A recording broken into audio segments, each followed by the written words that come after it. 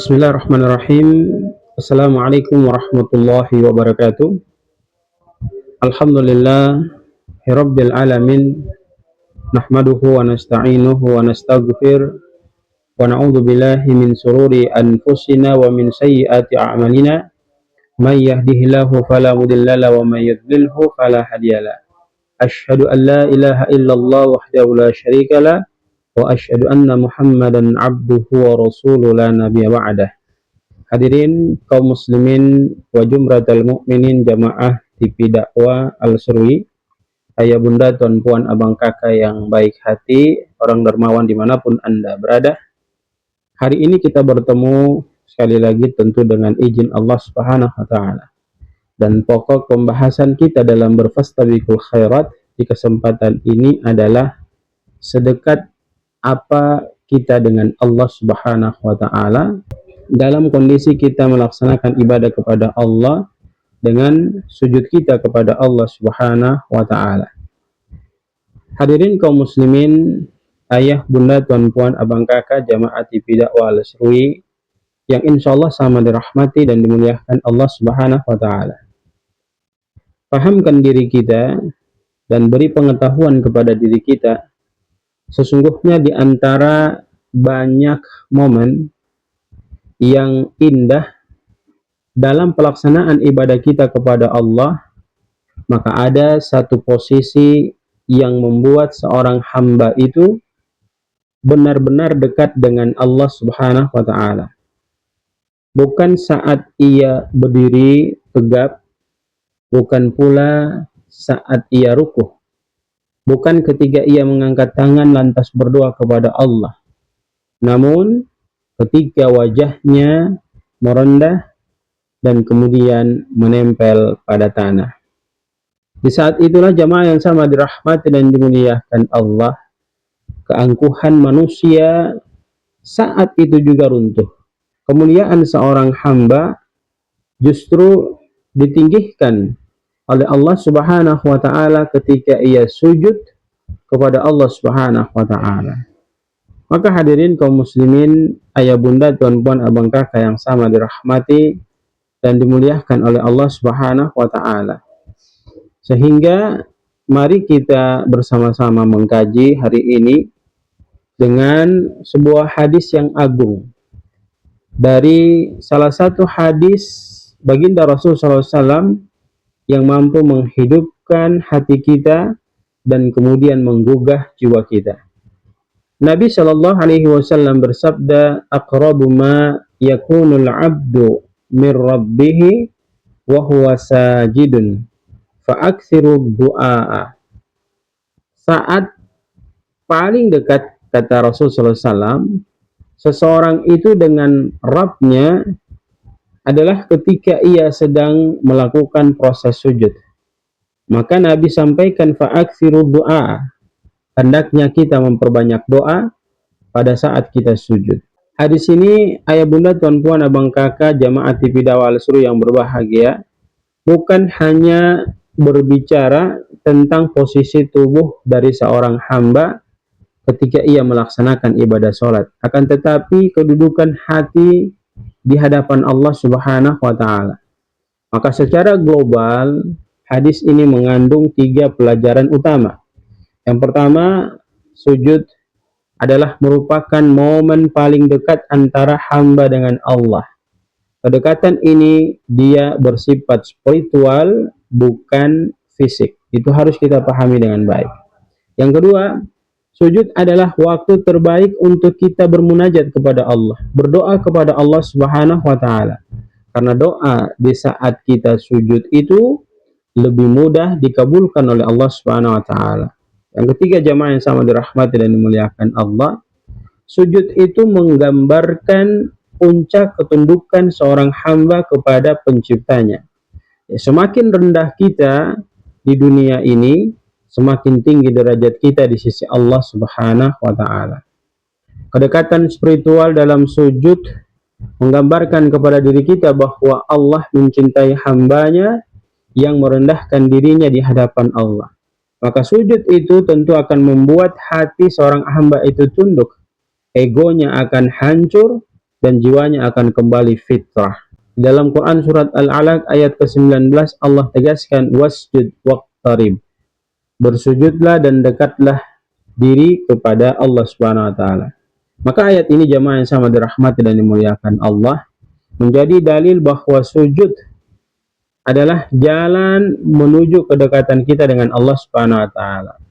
Pada Quran surat As-Sajdah ayat ke-15 Allah tegaskan innama yu'minu bi ayatina alladzina idza dzukkiru biha kharru sujada.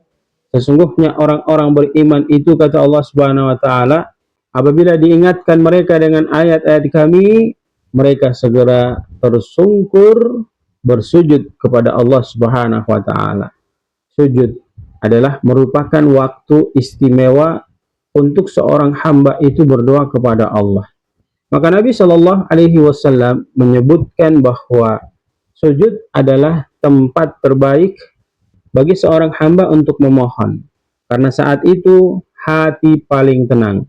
Saat itu hati kita paling jujur untuk meminta kepada Allah Subhanahu wa taala.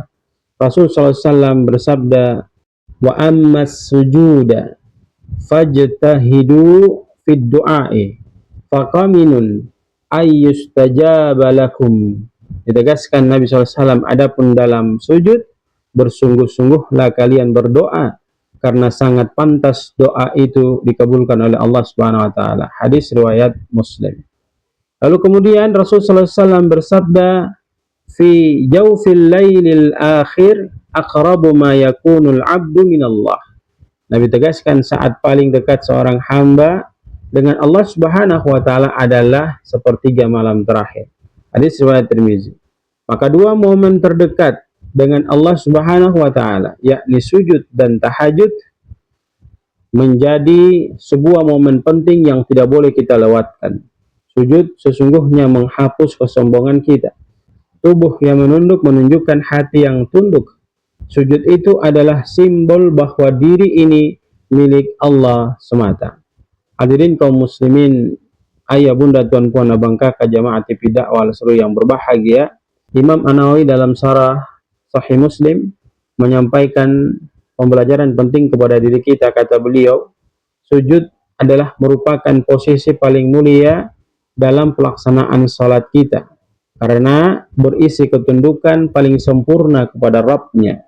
Beliau menegaskan bahwa sujud adalah saat terbaik untuk kita berdoa, sehingga hal ini mengajarkan kepada kita untuk fokus ketika kita melaksanakan ibadah salat. Di saat sujud kita berdoa kepada Allah terkait kebutuhan yang kita inginkan, langsung kita minta kepada Allah. Kemudian Ibnu Hajar Al-Asqalani dalam kitab Fathul Bari memberikan penjelasan kepada kita. Beliau menyampaikan bahwa kedekatan yang dimaksud bukan kedekatan fisik, tetapi kedekatan rahmat, kedekatan perhatian, dan kemudian pengabulan doa yang Allah kabulkan kepada setiap hambanya yang meminta di saat mereka sujud. Lalu kemudian Imam Ibnul Qayyim rahimahullah dalam kitab Zadul Ma'ad, beliau menyebutkan dan menyampaikan bahwa sesungguhnya sujud itu menghancurkan kesombongan seorang hamba di hadapan Allah Subhanahu wa taala, dan hatinya itu tentu akan menjadi paling khusyuk sehingga doanya menjadi paling tulus. Lalu kemudian Imam Al-Ghazali di dalam kitab Ihya Ulumuddin, beliau menulis sujud adalah rahasia ibadah karena di dalamnya terdapat pelepasan ego dan kemudian penyantunan jiwa dengan ketundukan sepenuhnya kepada Allah Subhanahu wa taala. Sehingga jamaah yang sama dirahmati dan dimuliakan Allah, momen terpenting yang bisa kita dapatkan dari konsep kedekatan kita dengan Allah dalam proses sujud itu, yang pertama mengenal momen terbaik untuk kita berdoa kepada Allah. Yang kedua, mendapatkan inspirasi untuk memperbanyak sujud ketika kita ingin doa-doa kita diijabah oleh Allah Subhanahu wa taala. Yang ketiga adalah membentuk hati yang tunduk dan jauh dari kesombongan bagi seorang hamba. Yang keempat, menambah kekhusyuan dalam melaksanakan ibadah salat. Yang kelima, tentunya mendekatkan dirinya kepada Allah secara rohani. Yang keenam, menguatkan hubungan antara hamba dan Rabb-Nya. Yang ketujuh, memberikan motivasi untuk memperbanyak ibadah di malam hari. Hadirin kaum muslimin, ayah bunda, tuan puan, abang kakak, orang baik, jemaah TV Dakwah Al-Sur yang berbahagia, ada sebuah kisah dari Abu Hurairah yang menceritakan kepada diri kita dan kemudian ini bisa jadi pelajaran penting bagi diri kita.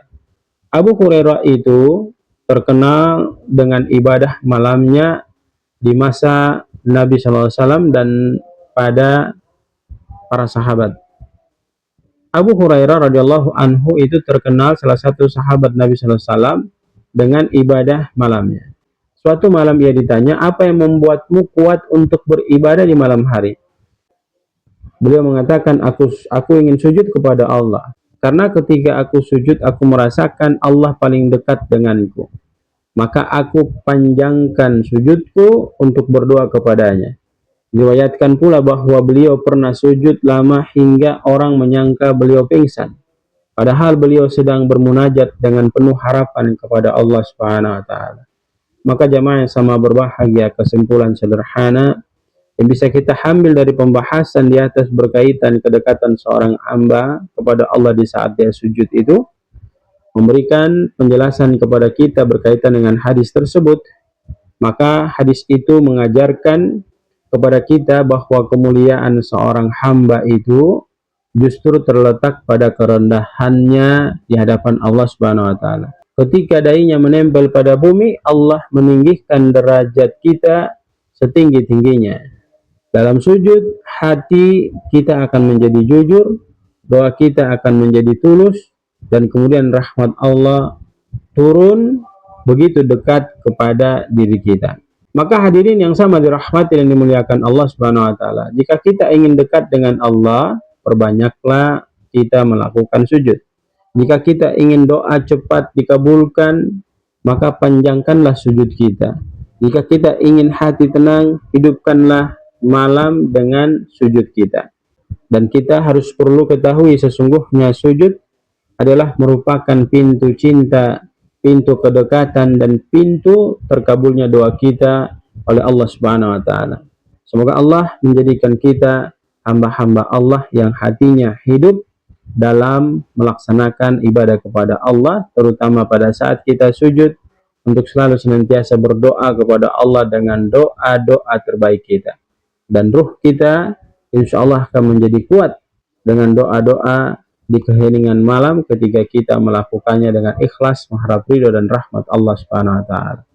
Semoga apa yang kita dengarkan bisa menjadi jembatan untuk mengantarkan kita memperbanyak sujud ketika kita ingin bermunajat kepada Allah terhadap kebutuhan dan keperluan yang kita inginkan, baik di dunia, apatah lagi kita mendapatkan kebahagiaan itu kelak di akhirat nanti, dengan doa-doa kita di saat kita sujud, di pelaksanaan sholat 5 waktu kita, bahkan di dalam sholat malam kita. Subhanakallahumma bihamdika, nasyhadu an la ilaha illa anta, nastaghfiruka wa natubu ilaik. Billahi taufiq wal hidayah.